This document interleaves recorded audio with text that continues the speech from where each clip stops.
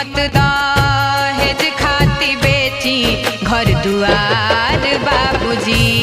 मत दहेज खाती बेची घर दुआर बाबूजी।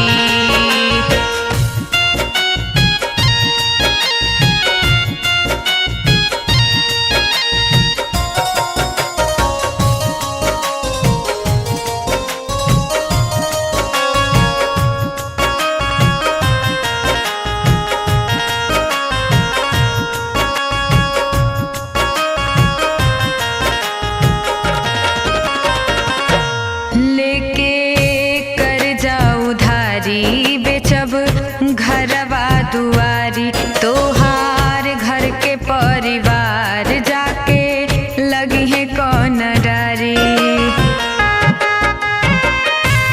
लेके कर्जा उधारी बेचब घरवा दुआरी तोहार घर के परिवार जाके लगी है कौन डारी।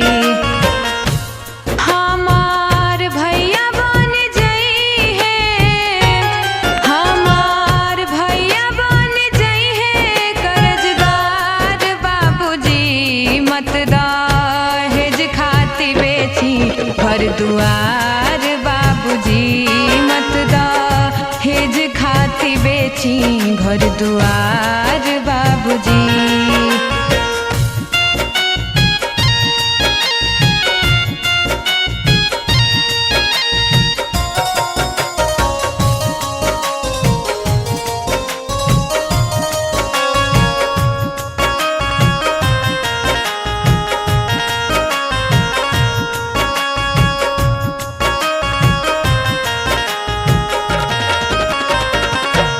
हमके चाही ना बड़ घर भले रहे टूटे घर।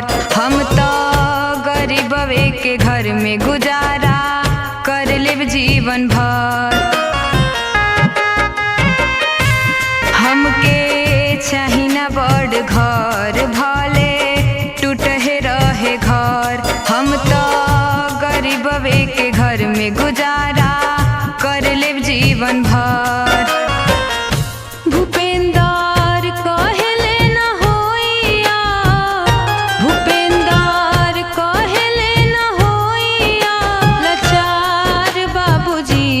मत दहेज खाती बेटी घर दुआर बाबूजी।